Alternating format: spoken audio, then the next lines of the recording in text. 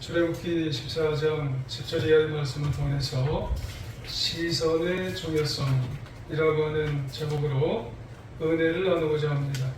하나님의 은혜가 모두 우리의 충만히 마시길 주의 이름으로 축원합니다. 우리 옆 사람을 보면서 인사를 한번 하시길 원합니다. 전능하신 하나님을 보며 삽시다. 전능하신 하나님을 보며 삽시다. 잘하셨어요. 어느 아버지와 한 어린 딸이 동물원에 함께 가게 되었습니다. 어린 딸이 동물원에 갔더니 많은 새들을 보면서 너무 즐거워하는 겁니다. 그리고 또 원숭이들이 나무를 오르락 내리락 하는 걸 보면서 너무 또 기뻐하는 거예요. 그러다가 어느 우리를 가게 되었는데 갑자기 아주 큰 사자가 이 어린 딸 앞에 나타났어요. 그러니까 이 어린 딸이 뒤로 넘어질 정도로 울음을 터뜨리게 되었습니다. 이때 어린 딸이 하는 말이 뭐냐면 사자는 너무 무섭다고, 아빠 사자 안 보이냐고 이런 얘기를 하게 됐어요. 그러니까 아빠가 어린 딸을 다시 일으켜 세우게 되면서 아빠도 사자가 보인다고, 그런데 창살도 보인다고, 쇠창살도 아빠는 보인다고 그러면서 따라 쇠창살 때문에 사자가 우리한테 오지 못하거든, 그러니까 무서워하지 않아도 된다, 그런 얘기를 어린 딸에게 했다는 이야기가 있습니다. 중요한 것은 동일한 상황에서도 무엇을 보느냐에 따라서 무서워할 수도 있고 담대할 수도 있다고 하는 그런 얘기입니다. 이런 점에서 우리의 신앙을 한번 이렇게 설명해 볼 수가 있는 거예요.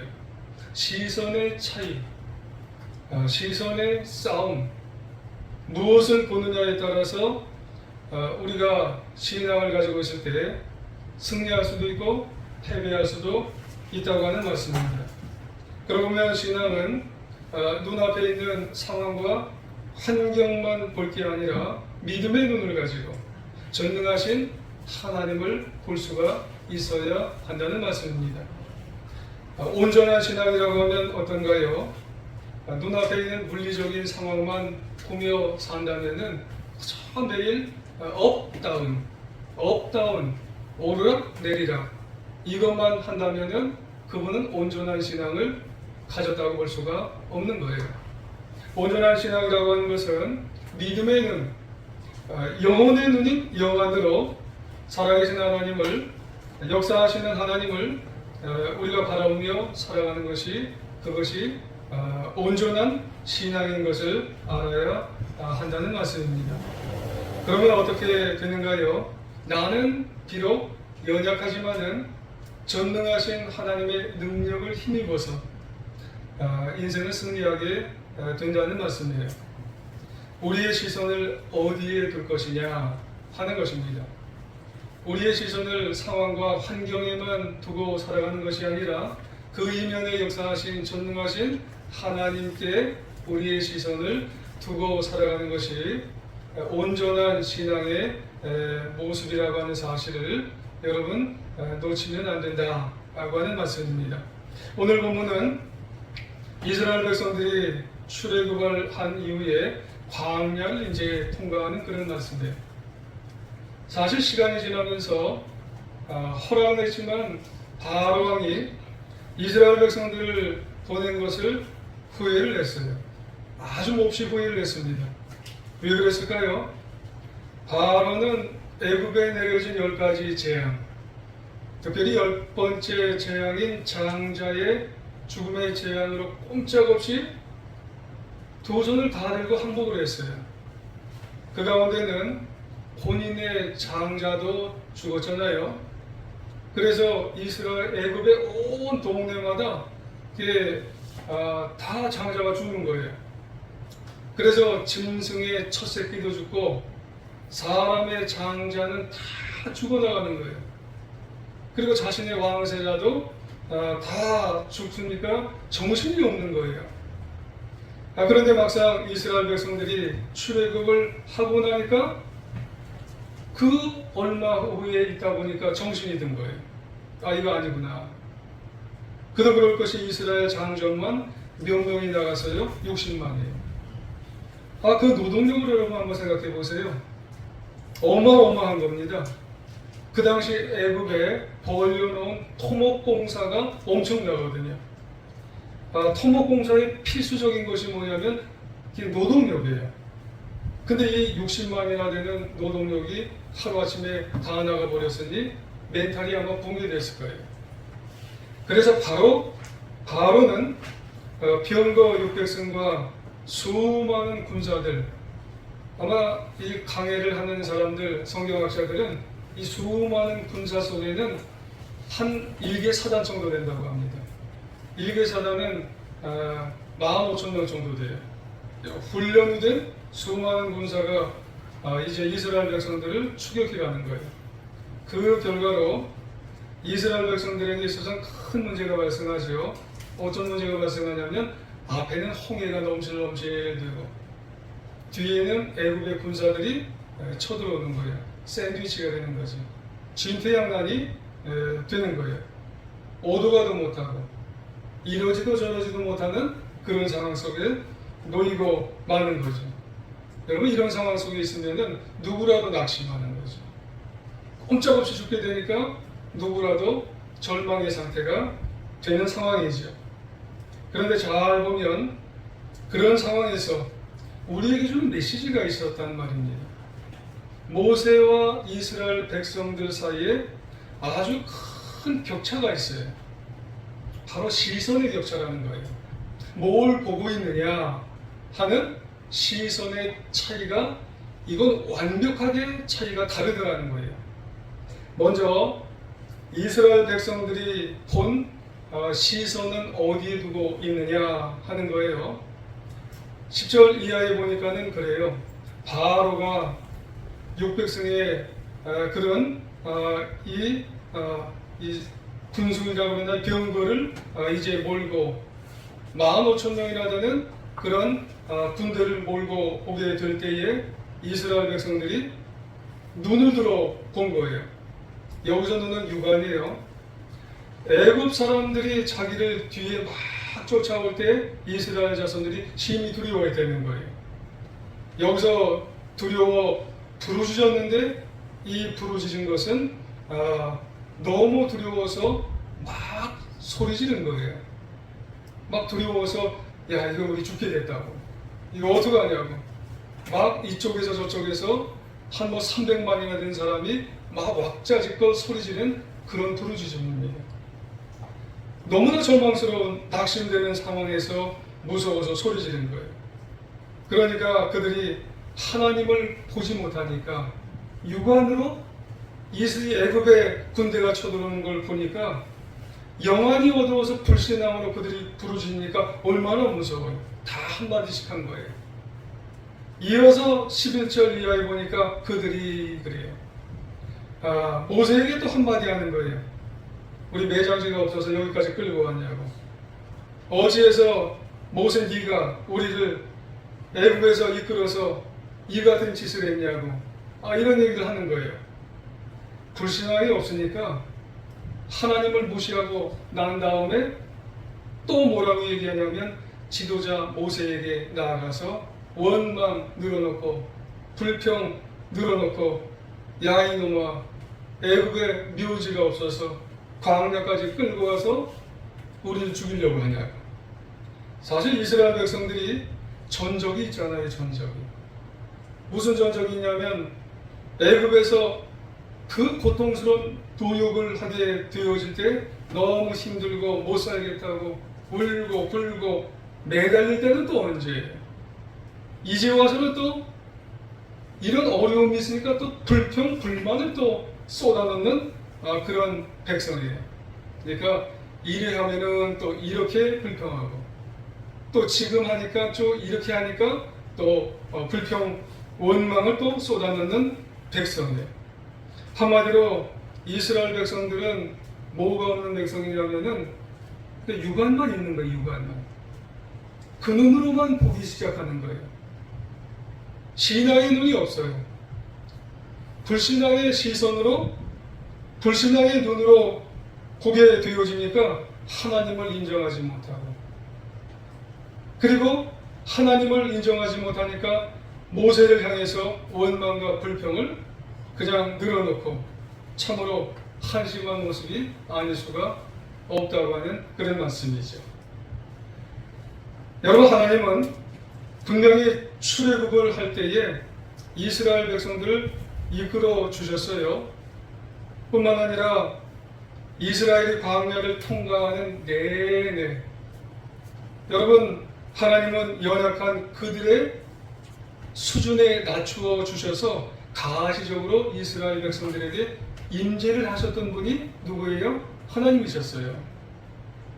어떻게 하면 이스라엘 백성들에게 하나님은 스스로를 보이게 해주실까? 그렇게 해주셨던 분이 누구냐면 하나님이셨어요. 그래서 모세의 손에 뭘 들려주셨냐면은 지팡이를 들려주셨어요. 하나님의 지팡이를 들려주셔서 그때마다 애굽에 있을 때도 그 지팡이가 뭐가 되게 만들어주셨냐면은 뱀이 되게 하시고, 그리고 그 지팡이를 통해서 나중에 지팡이로 이제 여러 가지 만나와 매출하기를 통해서, 그리고 그 지팡이를 통해서 나중에 홍해도 갈라지게 하시고, 그것이 하나님의 임재의 모습을 직간접적으로 나타내 주게 하셨어요. 연약한 백성들에게 전능하신 하나님이 그 백성들에게 임재하신 하나님의 모습이에요. 그래서 출애굽기 13장 21절 이하에 보면은요, 여호와께서 그들 앞에서 가시며 낮에는 뭘로 나타나셨어요? 하나님이 구름 기둥으로.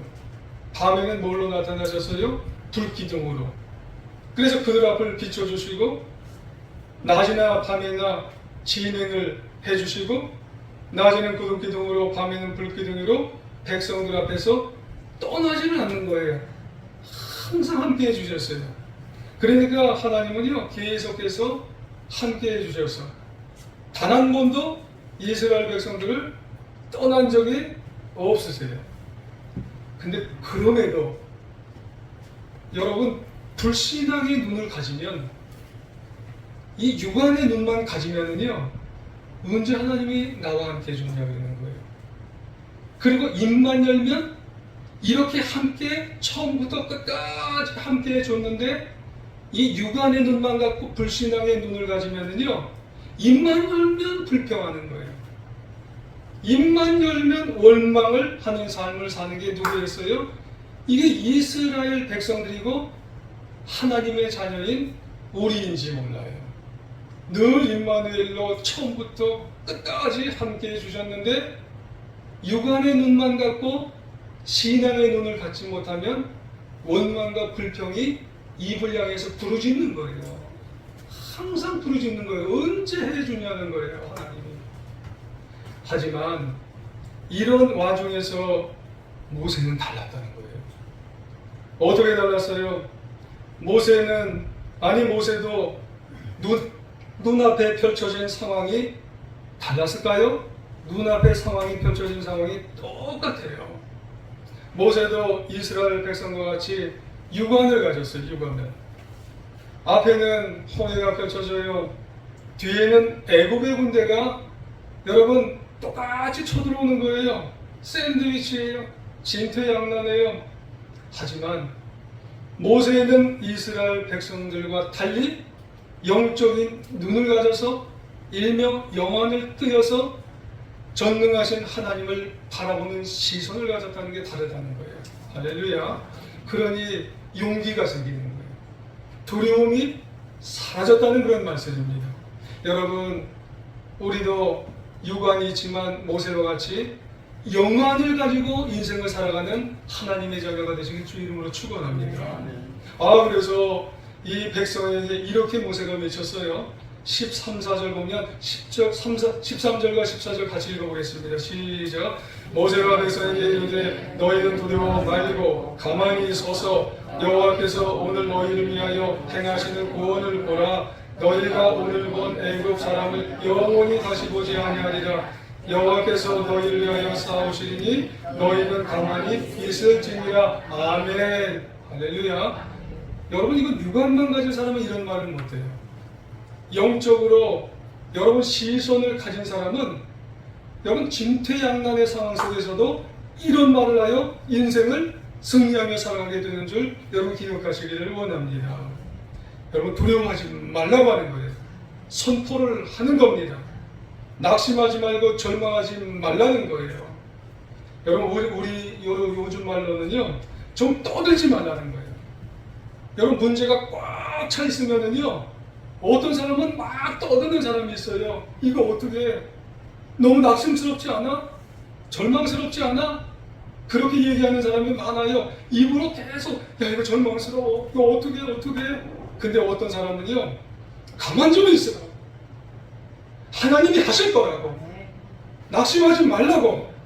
절망하지 마시라고. 이 눈을 가진 사람은 여러분 영원히 뜨여서 영적으로 볼 수 있는 하나님을 바라보는 그런 사람인 줄 여러분 기억하시길 원합니다. 하나님이 함께 하시는 걸 인정하고 그 하나님이 어떻게 하시는 것을 바라보는 사람인 줄 여러분 기억하시길 원합니다. 여러분, 육안으로는 진퇴양난해요. 하지만 영안으로 보면 하나님은 반드시 그 위기에서 일하셔서 역사하셔서 구원해 주시는 것을 보기 때문에 이런 말을 하는 줄 여러분 기억해야 될 줄 믿습니다. 한마디로 믿음의 눈을 떠야 된다는 거예요. 오직 하나님께 시선 고정, 전능하신 하나님께 시선 집중. 그래서 시선 싸움을 여러분 환경만 보고 가느냐? 아니라는 거예요. 여러분, 이만큼 우리가 30년, 40년, 50년 우리가 이만큼 했는데도 아직도 환경에만 우리가 시선을 집중해요? 아니라는 거예요. 우리는 하나님께, 전능하신 하나님께 시선을 고정하여 시선 싸움을 하며 살아가는 우리 모두가 되어야 할 줄 믿습니다. 왜요? 상황보다 크신 하나님, 문제보다 크신 하나님을 여러분 집중하여 인생을 살아가야 할 줄 믿습니다. 히브리서 12장 2절에 보면 믿음의 주여 또 온전케 하시는 이 예수를 바라보라. 그는 그 앞에 있는 기쁨을 위하여 십자가를 참으사 부끄러움을 내지 아니하시더니 하나님 보좌 우편에 앉으셨느니라. 아멘. 여러분, 십자가에 죽으셨다가 부활하셔서 승리자 되신 예수 그리스도께 시선을 고정하셔서 우리가 인생을 살아가실 때 신앙생활뿐만 아니라 인생길까지 승리하는 비결이 거기 있다고 하는 말씀이에요. 시편 121편 1절 이하에 보면은요, 내가 산을 향하여 눈을 들리라. 내 도움이 어디서 올까? 내 도움은 천지를 지으신 여호와 하나님에게서로다. 그 여호와께서 나를 실족치 아니하게 하시며 너를 지키시는 이가 졸지 아니하시리로다. 그래서 7절 이하에 보면 그 여호와께서 모든 너를 지켜 모든 환난을 면하게 하시며 또 내 영혼을 지키시리로다. 여호와께서 너의 출입을 지금부터 영원까지 지키시리로다. 아멘 합니다. 한마디로 뭐예요? 하나님은 천지 지으시고 전능하신 분이시기에 우리가 시선을 집중해야 된다는 거예요. 항상 우리를 살펴주시고 인도해 주시고 도우시고 역사해 주시는 하나님, 우리가 입만 고백하면 뭐예요? 눈을 열어서 영적인 눈으로 하나님은 나와 함께 해주시지, 지켜주시지, 도와주시지, 역사해 주시는 하나님을 우리가 영적으로 영안을 누려서 우리가 그 하나님을 우리가 보면서 살아갈 때 낙심하지 않는다는 거예요. 절망하지 않는다는 거예요. 우리의 인생길 그 하나님을 우리가 바라보며 인생을 살아가야 할 줄 믿습니다. 또 있어요. 이사야 40장 28절 이하에 보면은요, 그 당시가 절망의 상황입니다. 여러분, 그 당시가 다 바라보면 낙심천만한 그런 환경이 다 있어요. 그때 이사야 선지자가 이스라엘 백성들에게 이렇게 선포를 했어요. 너는 알지 못하느냐 그래요. 이 말은 뭐예요? 너는 왜 알지 못하느냐? 듣지를 왜 못했느냐? 영원하신 하나님 여호와 땅끝까지 창조하신 이는 피곤하지 아니하시며 곤비하지 아니하시며 명철이 한이 없으시며 피곤한 자에게는 능력을 주시며 무능한 자에게는 힘을 더하시나니 소년이라도 피곤하며 곤비하며 장정이라도 넘어지며 쓰러지되 오직 여호와를 앙망하는 자는 새 힘을 얻으리니 독수리가 날개 치며 올라감 같을 것이요 다른 박질하여도 곤비하지 아니하겠고 걸어가도 피곤하지 아니하리로다. 아멘 합니다. 여러분, 앙망이 뭐예요? 앙망이 다른 것 우리가 중요하지만 특별히 이 모든 것에 통해서 우리가 힘을 얻고 살아가기 원할 때의 앙망. 여러분, 앙망한다는 것은 시선 집중하라는 거예요. 여러분, 전능하신 하나님께 시선을 집중하라는 겁니다. 여러분, 환경에만 그저 상황에만 그저 보다 보면은요, 그 환경과 상황에 시선 빼앗길 때가 있어요. 그래서 어떻게 해요? 아유, 내 상황과 환경이 왜 이럴까? 내 정말 처지가 왜 이럴까? 그러다 보면은요, 내가 거기서 낙심하고 절망할 수밖에 없어요. 그런데 그런 환경과 상황, 처지에서도 무한하신, 전능하신 하나님을 어떻게 해요? 바라보라는 거예요. 여러분, 시선 집중하라는 겁니다. 영안의 눈을 열어서 여러분 시선을 고정하라는 거예요. 하나님께 시선을 고정할 때 반드시 우리가 인생을 승리하며 살아가게 되는 줄 여러분 기억하시길 원합니다. 성경에 보면 실제로 그런 사례가 있어요. 여러분, 빠져 죽을 수밖에 없는 상황인데, 절망할 수밖에 없는 상황인데 주님께 시선을 집중했더니 살았어요. 할렐루야. 여러분, 마태복음에요, 시선을 어디에 두느냐가 참 중요합니다. 상황과 환경은 절망과 낙심, 천망이고 죽어야 되는 상황인데 시선을 집중했더니 내가 살았어요. 마태복음 14장에 보니까 베드로가요, 바다 위를 열심히 걸었어요. 그러다가 베드로가 물속에 빠져서 죽을 뻔했어요. 아시죠? 그 당시 제자들은 다른 때와는 달리 예수님과 늘 함께 다녔는데 이때는 제자와 베드로, 예수님과 이 제자들이 따르게 갔어요. 그런데 어디로 지금 갔냐면은 바다 위로 간 거예요. 갈릴리 바다를 따로 갔어요. 그러니까 따로 오래니까 이 제자들이 이제 배를 타고 이제 갈릴리 바다 위를 배를 타고 이제 가는 거예요. 근데 사방이 어두워졌네요. 깜깜한 거예요. 깜깜하니까 사람들도 깜깜하면 좀 겁이 나잖아요. 근데 저쪽에서 뭐 하얀 물체가 하나가 막 이렇게 다가오는 거예요. 겁이 또 나잖아요. 근데 가만히 보니까는 그 허연 물체가 누구냐면은 예수님이에요. 근데 예수님이 갈릴리 바다 위를 걸어오시는 거예요.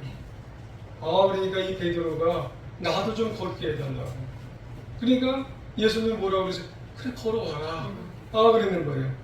그러니까 베드로가 예수님을 바라보면서 한 발자국 한 발자국 걸어지는 거예요. 뛰는 거예요.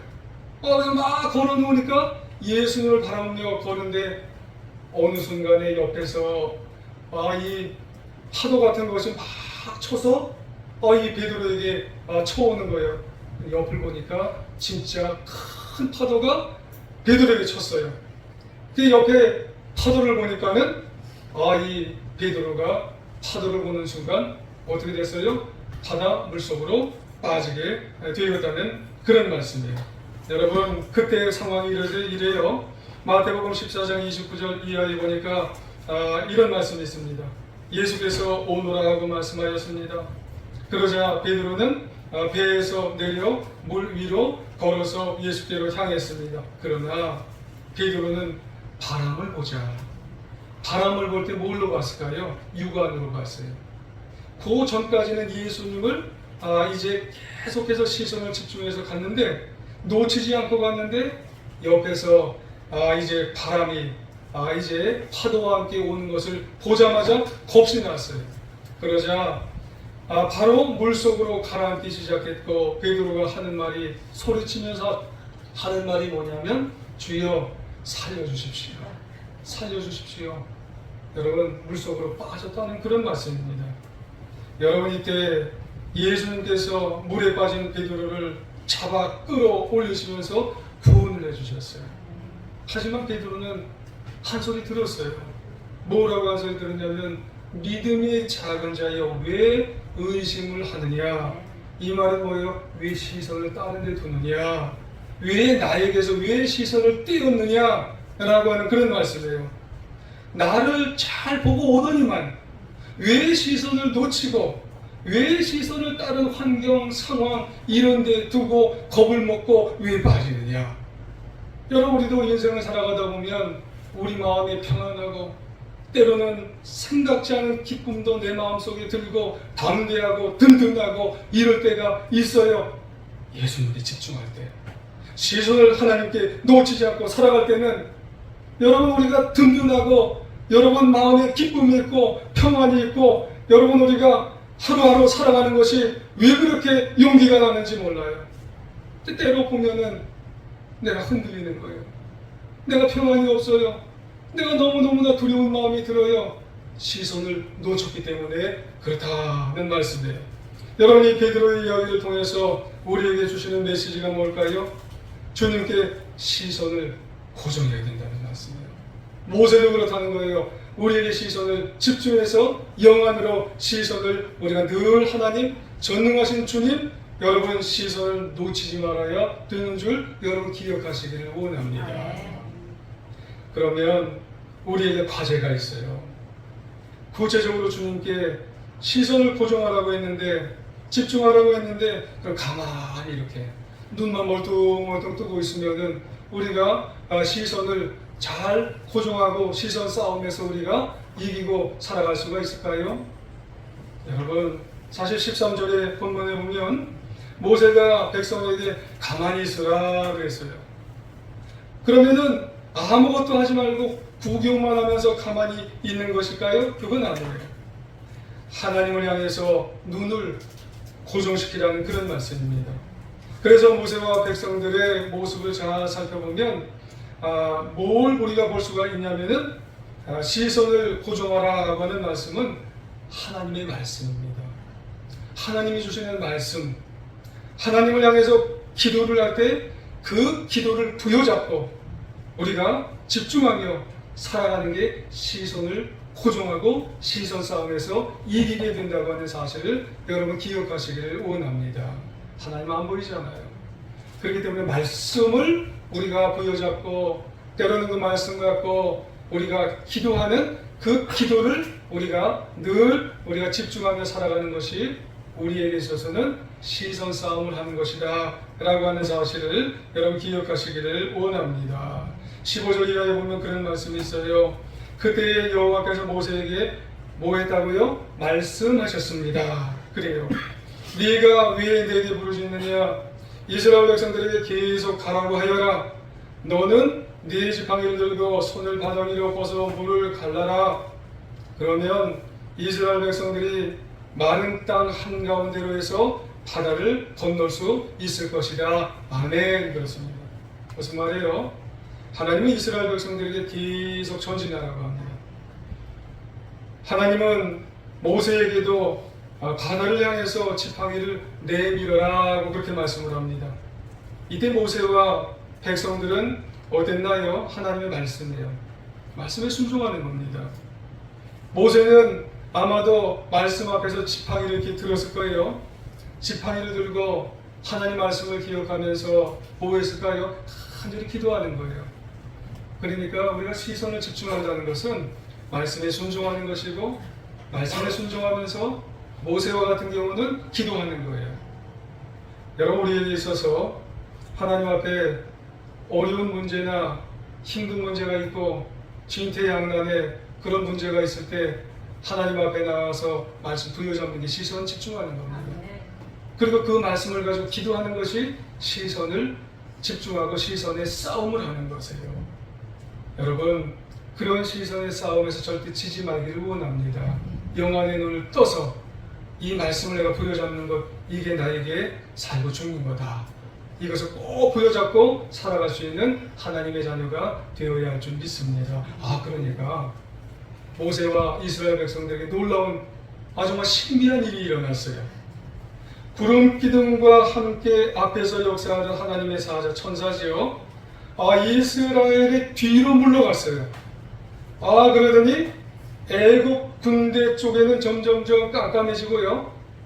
반면에 이스라엘 쪽에는 대낮과 같이 환하게 되어서 이스라엘, 이 애굽의 군중, 이 600승이 쫓아오지 못하고, 그리고 이스라엘, 이 애굽의 그 군대 한 1사단 정도 되는 이 군대들도 쫓아오지 못하게 되는 거예요. 그러니까 가운데에 이 하나님의 사자가 그 가운데서 쫓아오지 못하도록 그렇게 만들었어요. 그때 모세의 지팡이를 내밀고, 그리고 홍해의 바닷물이 그 순간에 쫙 또 앞에 갈라지는 놀라운 역사가 일어나는 거예요.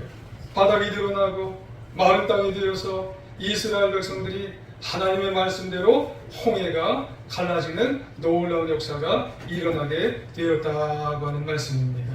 할렐루야. 여러분, 분명히 환경과 상황을 무시할 수는 없어요. 우리가 인생을 살아가면서. 하지만 그것을 뛰어넘을 수 있는 것은 우리에게 있어서 영적인 시선이 중요합니다.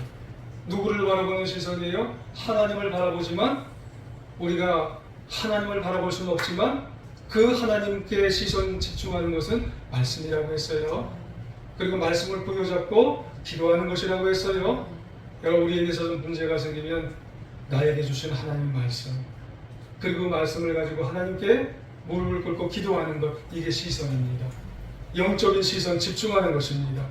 그래서 우리가 이런 것들을 가지고 하나님 앞에 부여잡고 순종하며 살아갈 때 모세에게 생겼던 것과 마찬가지로 아주 신비한 놀라운 역사를 우리 인생에도 경험하며 살아가는 하나님의 자녀가 되시길 주님의 이름으로 부탁을 드리겠습니다.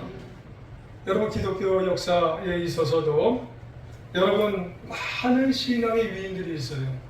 그분들도 다 어떻게 승리하는 삶을 살아가냐면 시선 싸움입니다. 영적으로 여러분, 하나님께서 하실 것을 다 보면서 이긴 사람들이 인생을 승리하는 거예요. 환경과 상황만 보지 않았어요. 그걸 뛰어넘어서 하나님께서, 전능하신 하나님께서 무엇을 하실지를 보면서 그분들도 시선 싸움에서 이겼기 때문에 놀라운 역사를 이겨 승리하게 되는 사람에게 되어졌다고 하는 사람이에요. 미국의 부흥 전도자인 D.L. 무디라고 하는 사람이 이야기해요. 여러분, 이 무디도 미국과 영국 각지를 순회하면서 복음을 전도한 사람입니다. 그 가운데 주로 시카고에서 사역을 감당한 그런 사람입니다. 그런데 1871년에 시카고에 대화재가 났어요. 그리고 이 D.L. 무디가 섬기는 교회가 시카고에 있었어요. 근데 그 시카고에서 섬기던 교회가 다 타버렸어요. 사택도 다 전소가 돼버렸습니다. 그래서 그때 한 기자가 그에게 와서 이런 말을 했습니다. 무디 선생님, 몽땅 타버렸네요. 이게 좀 이제 비웃으면서 얘기하는 겁니다. 그런 사람들이 있는 것 같아요. 너무 잘 나가니까 있는 것 같아요. 이제 어떻게 해요, 무디 선생님? 이렇게 얘기를 했답니다. 그래서 이 무디라고 하는 선생님, 무디 선생님이 이렇게 대답을 했대요. 염려하지 마세요. 나와 함께 하시는 하나님은 타지 않으셨습니다. 이런 말을 아무나 하는 게 아닙니다. 육안만 가진 사람은 말을 못해요. 영적인 눈이 뜨인 사람이 이런 말을 해요. 다 타도 나와 함께 하시고 나를 인도해 주시는 하나님은 타지 않으셨어요. 하나님은 나로 하여금 더 큰 꿈을 주시라 확신합니다. 아마 이 화재 때문에 그 큰 꿈을 이루실 것입니다. 그 후에 놀라운 일이 일어났어요. 영국에서 각지에서 이 무디 선생님을 초청을 하는 거예요. 엄청난 성령의 역사가, 말씀의 역사가 일어나게 되어서 은혜 받은 성도님들이 이 사연을 들어서 더 큰 교회를 건축하게 되어졌고 넘치는 놀라운 역사가 일어나게 되었다고 하는 그런 말씀이에요. 여러분, 무디라고 하는 이 목사님이, 무디라고 하는 전체적으로 본 성도님이 시선 싸움에서 이긴 거예요. 육안으로만 살았다면 전혀 이런 일이 일어날 수가 없어요. 아마 절망하고 낙심하고 포기하고 아마도 스스로 무언가 했을 수도 있어요. 하지만 영안의 눈을 뜨여서 하나님이 하시는 것을 보았기 때문에 다시 인생을 승리하며 살아가게 되었지 않았나, 그렇게 볼 수가 있는 것입니다. 여러분, 환경과 상황만 보면 한탄만 할 수 있는 그러한 사람이 세상에 얼마나 많습니까? 하지만 모세나 아니면은 정말 우리에게 있어서 이런 무디나 이런 사람을 통해서 우리에게 보는 것은 신앙인이라면 영의 눈을 띄어서 하나님이 전능하신 하나님이 하실 것을 우리가 보며 남은 인생 살아가는 우리 모두가 되어야 할 줄 믿습니다. 여러분, 우리의 신앙, 우리의 인생 시선을 지금 어디에 두고 살아가고 계시나요? 무엇을 보느냐에 따라서 이기고 패배하고 여기에 달려있다고 하는 말씀이에요. 우리에게 시시때때로 주어진 인생들, 눈앞에 직면하고 있는 상황과 문제의 시선을 빼앗기면 여러분 낙심하고 포기할 수밖에 없어요. 이때에 여러분 부탁드리기는 그 배후에서 역사하시는 전능하신 하나님을 우리가 보아야 할 줄 믿습니다. 믿음의 눈으로 한번 보면서 살아갈 수 있는 우리 모두가 되어야 할 줄 믿습니다. 다시 한번 부탁드립니다. 하나님이 주시는 말씀, 나에게 개인적으로 주시는 말씀, 그리고 그 말씀을 부여잡고 하나님을 향하여 기도하여서 영적으로 시선을 집중하여서 우리가 포기하지 않고 살아갈 때 담대한 용기를 얻어서 날마다 여러분 승리를 경험하여 남은 인생 승리하며 살아가는 하나님의 자녀들 다 되시기를 간절히 주님의 이름으로 축원합니다.